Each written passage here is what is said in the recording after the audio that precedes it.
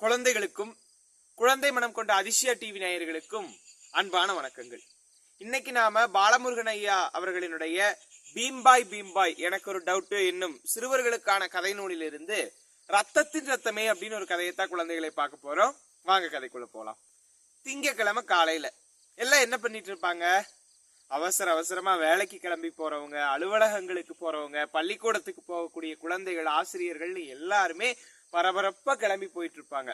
முன்னத்த நாள் ஞாயிற்றுக்கிழமை 24 மணி நேரம் இருந்தாலும் வெறும் 24 நிமிஷம் மட்டுமே இருந்த மாதிரி ஒரு வெறுமை இருக்கும். அந்த வெறுமையெல்லாம் தாண்டி அடுத்த நாள் காலையில எந்திரிச்சு அவசரமா கிளம்பி போயிட்டு இருக்கக்கூடிய சமயம். நண்பர்களாகிய பீமா, செல்வம், கண்ணன், ராம், ஆசை, கோபி இவங்க 6 பேரும் மிதிவண்டியில பள்ளிக்கூடத்துக்கு போறாங்க. அப்படி அவங்க போகக்கூடிய சமயத்துல வழி நெடுக சுலபமா பயணிச்சு போயிடுறாங்க. பள்ளிக்கூடத்துக்கிட்ட நெருங்கியில பாத்தீங்கன்னா கூட்டமா இருக்கு. ஏடா இது இவ்வளவு கூட்டம் நிக்குது பள்ளிக்கூடத்துக்கிட்ட அப்படின்னு பார்த்துட்டு பக்கத்துல போய் கேக்குறாங்க. அங்க அவங்க தமிழாசிரியர்கிட்ட கேக்குறாங்க, என்னங்க ஆச்சு அப்படின்னு. அப்பதான் தமிழாசிரியர் சொல்றாரு, உங்களோட நண்பன் அருண் வந்துட்டு வரும்போது ரோடு கிராஸ் பண்ணாம்பா, கிராஸ் பண்ற வழியில வேகமா வந்த ஒரு பைக்காரரு அவன் மேல அடிச்சிட்டாரு, கீழே விழுந்துட்டான், கொஞ்சம் காயம் ஆயிருச்சு. நம்ம பிடி சாரும் ஆம்புலன்ஸ் டிரைவர் எல்லாம் வந்து அவனை ஹாஸ்பிட்டல் கூட்டிட்டு போயிருக்காங்க, அவங்க அப்பா அம்மாவும் போயிருக்காங்க அப்படின்னு சொல்றாங்க.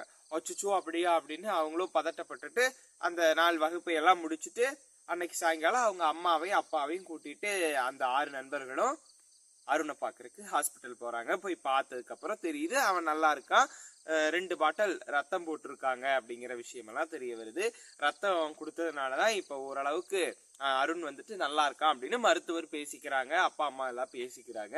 அதை வந்துட்டு நண்பர்கள் 6 பேர் கேட்டுக்கிறாங்க. கேட்டுட்டு வெளியே வர்றாங்க.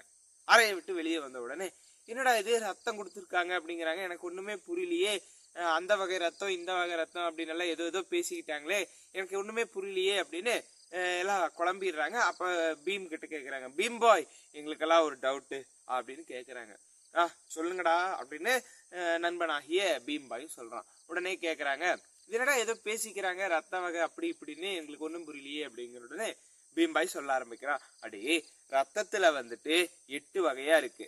ஏ பி ஓ அப்படின்னு 3 வெரைட்டியா பிரிச்சு அதுல 8 வகையான ரத்தங்களை பிரிச்சிருக்கிறாங்கடா அப்படின்னு சொல்றான். அதே பேர் 3 தான் சொல்றேன், 8 எப்படி வரும்னு கேட்டா அதுலயே பிளஸ் மைனஸ் எல்லாம் இருக்குது, அதாவது பாசிட்டிவ் நெகட்டிவ் எல்லாம் இருக்குது அப்படின்னு சொல்றான்.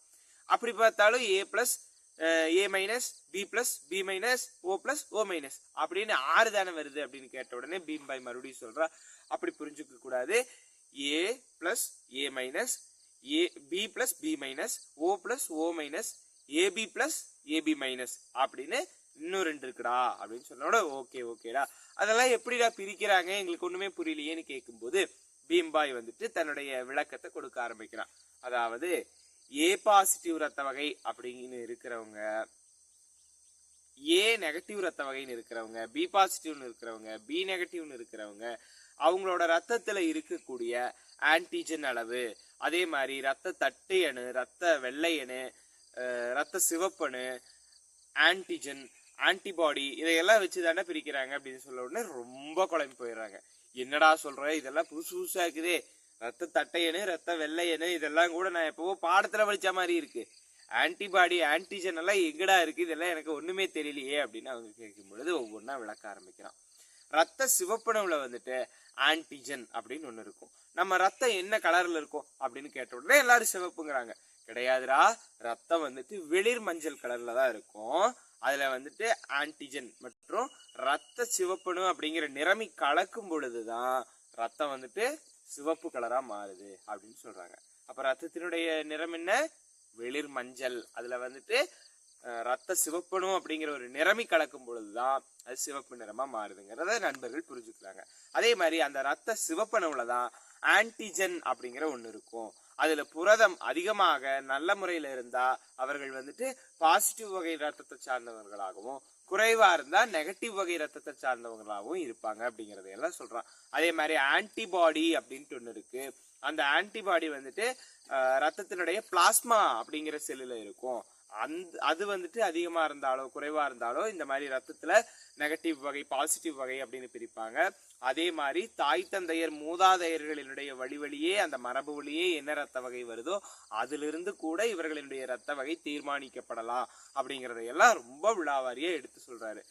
அருகில ஒரு டாக்டர் இதையெல்லாம் நின்று கவனிச்சுக்கிட்டே இருக்கிறாரு.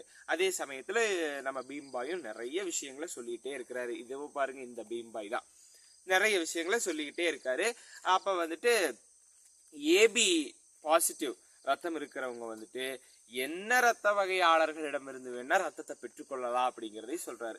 அதே மாதிரி ஓ பாசிட்டிவ் மற்றும் ஓ நெகட்டிவ் ரத்த வகை இருக்கிறவங்க என்ன ரத்த வகையாளர்களுக்கு வேணாலும் ரத்தத்தை கொடுக்கலாம். குறிப்பா ஓ நெகட்டிவ் காரங்களை உலகளாவிய நன்கொடையாளர் அப்படின்னு, ஏபி பாசிட்டிவ் இருக்கிறவங்கள உலகளாவிய பெறுநர் அப்படின்னு ரத்த வகையில குறிப்பிட்டு சொல்றாங்க அப்படிங்கறதையெல்லாம் சொல்றான்.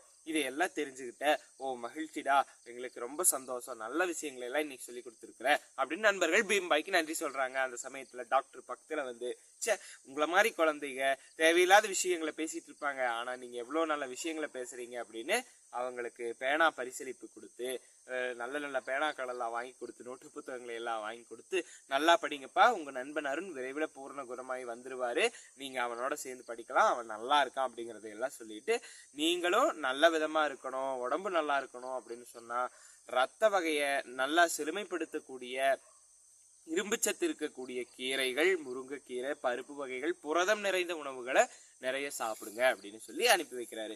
என்ன குழந்தைகளே, கதை எப்படி இருந்தது? இது போன்ற அறிவுபூர்வமான கதைகளையும் சுவாரஸ்யமான கதைகளையும் தெரிஞ்சுக்கணும்னா நம்முடைய அதிசயா டிவியை சப்ஸ்கிரைப் செய்து வைத்துக் கொள்ளுங்கள். உங்களுக்கு தெரிந்த நண்பர்களுக்கும் அனுப்புங்கள். உங்களுடைய கதைகளையும் நம்முடைய அதிசயா டிவிக்கு அனுப்பி வையுங்க. கீழே தெரியக்கூடிய இந்த எண்ணுக்கு உங்களுடைய கதைகளை அனுப்பி வையுங்கள். நன்றி, வணக்கம், வாழ்க வளமுடன்.